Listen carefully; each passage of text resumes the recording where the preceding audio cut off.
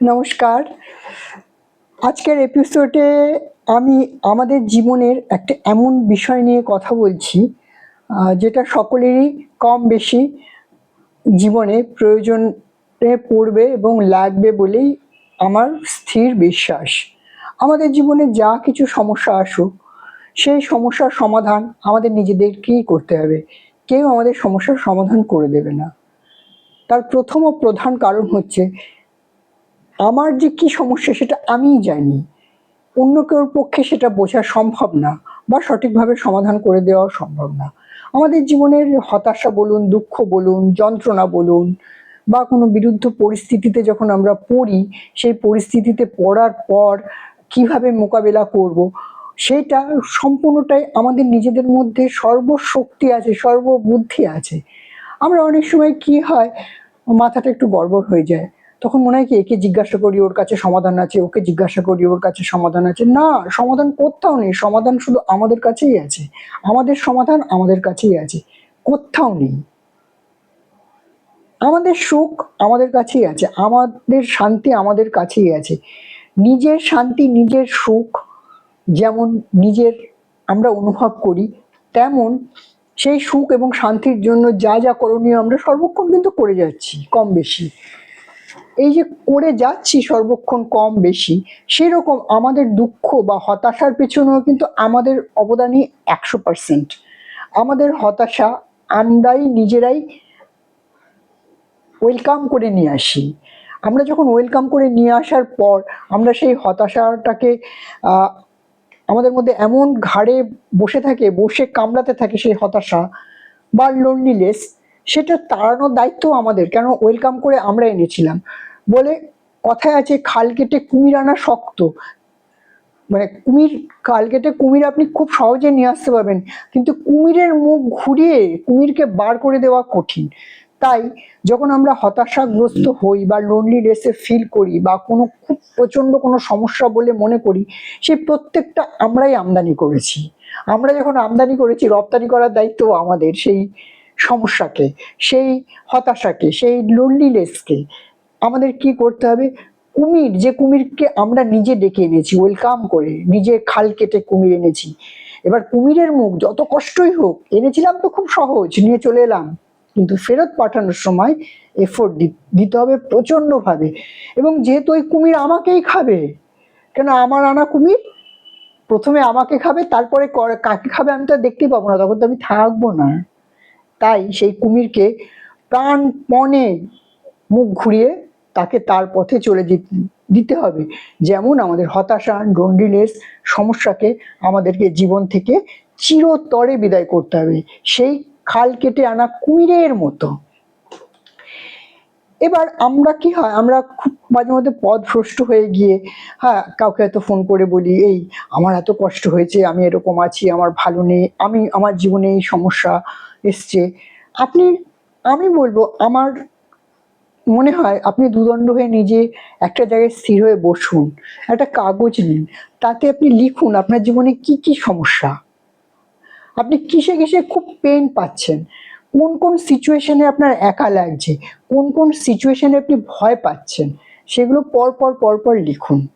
লেখার পর তার উত্তরটা আপনি নিজেই পাশে লিখুন, যে এটা হলে আমি ভয় পাবো না, এটা হলে আমার লোনলিনেস থাকবে না, এটা হলে আমার হতাশা কমবে, এটা হলে আমার আর্থিক উন্নতি হবে। যেটা যেটা আপনার জীবনে প্রয়োজন, কেননা প্রত্যেকটা মানুষ আমরা ইউনিক, আমাদের জীবনের প্রত্যেকের সমস্যা ইউনিক। তাই উত্তরটাও আমাকেই খুঁজে বার করতে হবে, যেহেতু মাথা খাটিয়ে মাথা খুঁচিয়ে। তো সেই সময় আপনাকে স্থির হয়ে এক জায়গায় বসতে হবে এবং চিন্তা করতে হবে যে আমি যে আজকে যে সমস্যাটা ফেস করছি, এর এর দায় আমার কতটা, যে আমাকে সমস্যাটা দিচ্ছে তার দায় কতটা। আপনি দেখবেন, আমি আপনাকে 100% গ্যারান্টি দিয়ে বলতে পারি, সেই সমস্যাটার 100%ই আপনার আমদানি করা। আমরা না নিজেকে দোষ দিতে খুব ভয় পাই, জানেন তো, যে আমি কিছু করিনি, ও করেছে, ও দোষী, ওই অপরাধী, আমার কোনো দোষ নেই, তাই আমার কোনো দায় নেই আমার জীবনে হতাশা কাটানোর, কারণ ও আমায় হতাশা দিয়েছে। একবার যদি শান্ত হয়ে একটা জায়গায় বসি, এবং নিজেকে নিজেকে বিশ্লেষণ করতে থাকি ক্রমাগত যে আমার এই হতাশা কেন এসছে, আমার জীবনে এই আর্থিক অনটন কেন এসছে, আমি কোনো মানুষের কুকথা কেন ফেস করছি।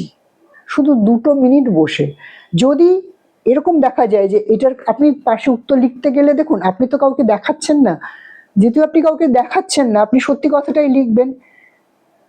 যখন আপনি সত্যি কথা লিখছেন তখনই কিন্তু আপনার কাছে পুরো ঘটনার ক্লিয়ার একটা পিকচার আসবে এবং আপনি অতি সহজে সেই সিচুয়েশন থেকে মুক্ত হয়ে যাবেন।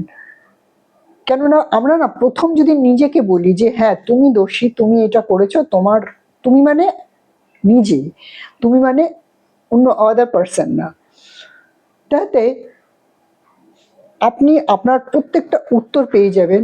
আর সেলফ মানে নিজের কাছে নিজে কনফেস করা যে হ্যাঁ আমার এই দোষ আছে, আমি এই দোষ করেছি, তাই আমার এই ভোগান্তি।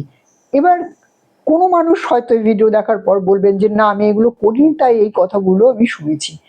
দেখুন আমাদের একটা প্রত্যেকের কার্মিক প্যাটার্ন থাকে, আমরা জানি কম বেশি এটা, যে আপনি এই জন্মে যদি নাও করে থাকেন গত জন্মে কিছু করে এসছেন, যে লোকটা আজকে আপনাকে পেন দিচ্ছে সেই লোকটাকে গত জন্মে হয়তো আপনি তার থেকেও বেশি খারাপ ব্যবহার করে এসছেন, তাই এই জন্মে আপনি সেটা ফেরত পাচ্ছেন। এবার আপনি বলতেই পারেন যে আমি কি সারা জীবন এই পেন সহ্য করে যাব?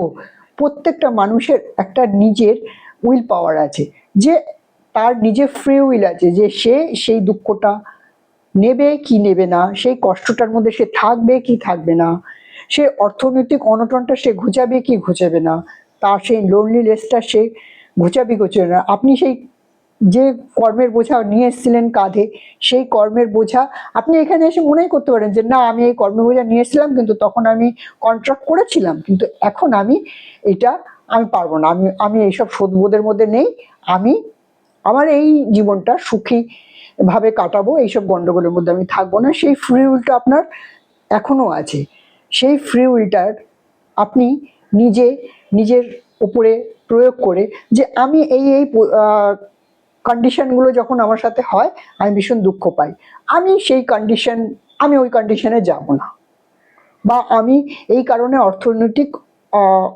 অনটনে ভুগি, তাহলে আমি যাতে ওইটা আমার কাছে না আসে তার জন্য যা যা করণীয় আমি সেগুলো করব, আমি অর্থনৈতিক অনটনে ভুগবো না।